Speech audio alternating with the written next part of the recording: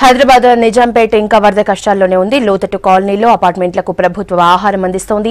అపార్ట్మెంట్లు, ఇండ్లు ఖాళీ చేసిన వారికి సురక్షిత ప్రాంతాల్లో షెల్టర్లు ఏర్పాటు చేశారు. బాధితులకు అక్కడే ఆహారం, వసతి కల్పిస్తున్నారు. ముంపు ప్రాంతాల్లోనూ కాలనీల్లోనూ హెల్త్ క్యాంపులు ఏర్పాటు చేశారు. దోమలు వ్యాపించకుండా చర్యలు తీసుకుంటున్నారు. జ్వరాలు వ్యాపించకుండా మెడిసిన్ సప్లై చేస్తున్నారు. ముంపు ప్రాంతాల్లో ఫుడ్ సప్లై, హెల్త్ క్యాంపులపై నరేందర్ అందించే రిపోర్ట్ ఇప్పుడు చూద్దాం. అన్నదానం మిన్న అంటారు ప్రజలు. ఇది మామూలుగా వచ్చిన మాట కాదు. ఇది ఎందుకంటే రాష్ట్ర వ్యాప్తంగా భారీగా కురుస్తున్నటువంటి వర్షాల నేపథ్యంలో చాలామంది గూడు అలాగే బట్ట లేకుండా చాలామంది ఇబ్బంది పడుతున్నారు. వీళ్ళందరికీ అపన్నహస్తం అందించేందుకు చాలామంది తమకు ఏ సంబంధం లేకున్నా కూడా ఆయా ప్రాంతాల్లో ఫ్లడ్స్ వచ్చినటువంటి ఏరియాలో వచ్చి అన్నదానం చేస్తూ వాళ్ళకు తోచిన సహాయం, అటు బట్టలు కావచ్చు, అలాగే బిస్కెట్స్ కానీ, పాలు కానీ, అలాగే ఇది రకాలైనటువంటి చేయడం జరుగుతుంది. ప్రజెంట్ మనం బండారి లేఅవుట్ దగ్గర ఉన్నటువంటి అపార్ట్మెంట్ దగ్గర ఉన్నాం.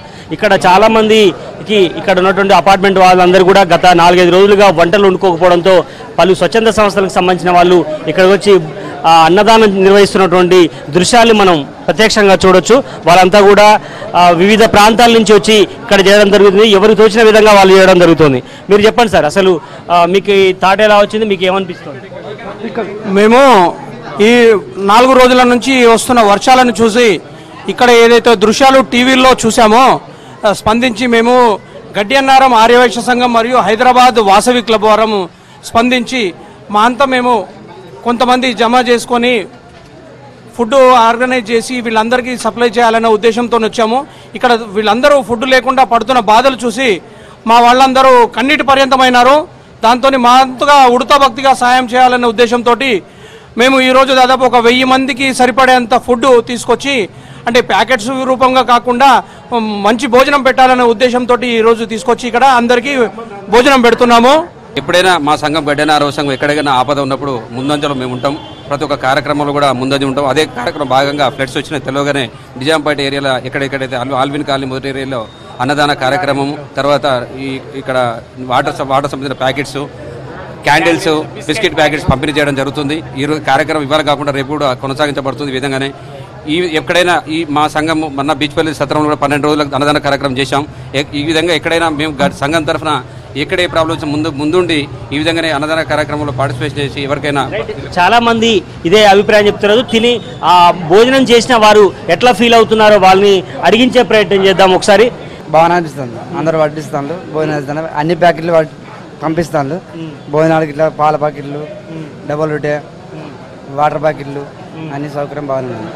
రైట్, కొంతమంది మహిళల్ని అడిగించే ప్రయత్నం చేద్దాం. చాలా మంది కూడా తన పిల్లలతోటి అపార్ట్మెంట్స్ దిగి కొంతమంది నడవడానికి మాకు మంచి భోజనం ఇస్తాం, మాకు టయానికి ఏం లేకపోయినా పెడతాం, బాగానే ఉంది.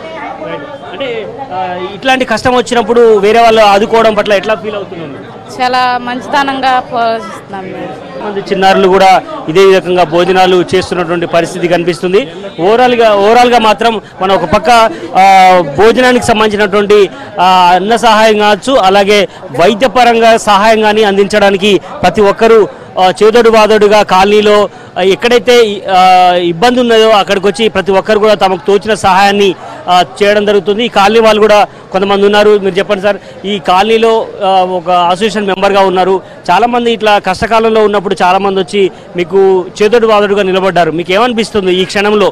మీకు ఎట్లా అనిపిస్తుంది? ఈ స్వచ్ఛంద సంస్థలు రావడం, సాయం చేయడం మాకు చాలా సంతోషకరంగా ఉన్నది. చాలా ఈ ఏరియా రోడ్ నెంబర్ 9లో సరిగల్లా సెంక్లేవ్ చాలా మోస్ట్లీ ఎఫెక్టెడ్ ఏరియా. వీళ్ళ ఒక మనిషి మునుగంగా పైన ఇంకొక 3 మందం నీళ్లు వీళ్ళకి వచ్చాయి. ఇంతకుముందు 15 రోజుల క్రితం కూడా సేమ్ పొజిషన్ వీళ్ళది. కనీసం వీళ్ళు ఇప్పటికే 50,000 to 60,000 ఖర్చు పెట్టుకున్నారు నీళ్లు బయటకు తోవడానికి. మళ్ళీ ఎప్పుడు వర్షం పడి మళ్ళీ ఎప్పుడు వచ్చేది తెలియదు. ఇట్లా భోజన వసతులు, చాలా మంది బిస్కెట్లు, కొంతమంది ఛాయలు కూడా ఇంట్లో నుంచి అపార్ట్మెంట్స్ సేఫ్ గా ఉన్నటువంటి ఏరియా వాళ్ళు వచ్చి టీ తీసుకొచ్చి బీటెక్ చదివిన అమ్మాయిలు, అబ్బాయిలు వాళ్ళందరూ కూడా వచ్చి ప్రతి ఒక్కరు తిరగడం చూసాం. మీకు ఏమనిపిస్తుంది? ఈ సిచ్యువేషన్ మీకు ఎలా అనిపించింది? కొంతమందికి ఇబ్బంది పడుతున్న మరో రోజు సహాయపడడానికి మీరు ఎలా? మాకు చాలా సంతోషం అవుతున్నది. మేము ఇబ్బందుల్లో ఉన్నాం కాబట్టి వేరే వ్యక్తులు వచ్చి మాకు సహాయపడుతున్నారు. మాకు చాలా సంతోషం ఉంది. చాలా స్వచ్ఛంద సంస్థలు వచ్చి అన్ని రకాలై మాకు సప్లై చేసిపోయారు. చాలా సంతోషం అండి.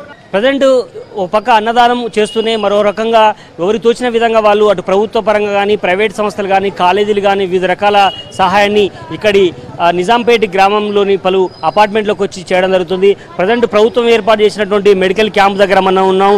వైద్యపరంగా ఎట్లాంటి ఈ రకమైనటువంటి డిసీజులు వస్తే దానికి అనుగుణంగా అన్ని ఏర్పాట్లను ఇప్పటికే ప్రభుత్వం ఏర్పాటు చేసింది.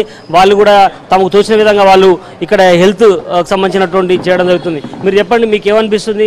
ఈ హెల్త్ క్యాంపు ఎన్ని రోజుల నుంచి చేయడం జరుగుతుంది? గత 5 రోజుల నుంచి కూడా చేస్తున్నాము. ఇక్కడ నుండి నిజాంపేట ఇది కాలనీలో చాలామందికి ఇంచుమించు మెదక్ 104 నుండి సప్లై చేస్తున్నాము. ఇక్కడ లోకల్ నుండి మేడం వాళ్ళు కుత్బులాపూర్ వాళ్ళు సిహెచ్ఓ మేడం కూడా ఉన్నారు. వాళ్ళు కూడా బాగానే చేస్తారు. రోజు 120 మంది కూడా అవుట్ పేషెంట్గా మందులు సరఫరా చేస్తాము. ఇంకా మీకు ఇక్కడ అన్ని అపార్ట్మెంట్స్ తిరగడం జరిగిందా, లేదంటే మీకు మొత్తం ఎన్ని క్యాంపులు ఏర్పాటు చేయడం జరిగింది? మానిటరింగ్ ఎట్లా నిర్వహిస్తున్నారు? మీకు వస్తున్నటువంటి కేసుల్లో ఏ రకమైన కేసులు వచ్చాయి? 6 వెహికల్స్ 4 సెంటర్స్ నడుస్తుంది. నిన్నేమో 6 సెంటర్ నడుస్తున్నాయి, ఈరోజు 4 నడుస్తున్నాయి. ఎక్కువగా కాళ్ళు పలగడం, అదే సర్ది దగ్గుతోటి ఎక్కువ ఇబ్బంది పడుతున్నారు. యాంటీబయాటిక్స్ ఇస్తున్నాము, అదేవిధంగా క్రీమ్స్ ఇస్తున్నాం. సోఫ్రామేషన్ గట్రా మా దగ్గర ఉన్నాయి. కొంతమంది వీళ్ళ ఆశా వర్కర్ కావచ్చు, ఏఎన్ఎంస్ కావచ్చు, వీళ్ళందరినీ అడిగించేటట్టు మీరు చెప్పండి అమ్మా. మీరు పైన అపార్ట్మెంట్స్ పైకి వెళ్ళడం జరిగిందా? కేవలం ఇక్కడికి వచ్చిన వారికి ఇస్తున్నారా? లేదండి, మొత్తం మేము లోకల్ సర్వే అపార్ట్మెంట్స్ అన్ని సర్వే చేస్తున్నాము. వాళ్ళకి అందరికీ చెప్పాము, ఎవరికైనా హెల్త్ ప్రాబ్లం ఉన్న వాళ్ళు వచ్చి ఇక్కడ మెడిసిన్స్ తీసుకోమంటే మేము చిన్న చిన్న కోల్డ్, కాఫ్, ఫీవర్, తర్వాత మోషన్స్ అట్లాంటివి ఏమైనా ఉన్న వాటికి ఇస్తున్నాము. లేని వాళ్ళకి అక్కడికి వెళ్ళి సర్వీస్ చేస్తున్నాము. అపార్ట్మెంట్స్ వాసులకు ఒక పక్క భోజన వసతులు కానీ వివిధ రకాల హెల్ప్ చేస్తుంటే, ఒక పక్క ప్రభుత్వం మాత్రం అన్ని రకాలైనటువంటి ఇప్పటికే ఎలర్జీలు రాకుండా కావచ్చు, వివిధ రకాలైనటువంటి మాన్సూన్ సమయంలో వచ్చేటువంటి వ్యాధులను కూడా అరికట్టేందుకు వాళ్ళు హెల్త్ క్యాంపులను కూడా నిర్వహించి వారికి చేదోడు వాదులుగా నిలుస్తున్నారు. కెమెరా పర్సన్ హరితో నరేందర్, V6 న్యూస్, నిజాంపేట నుంచి.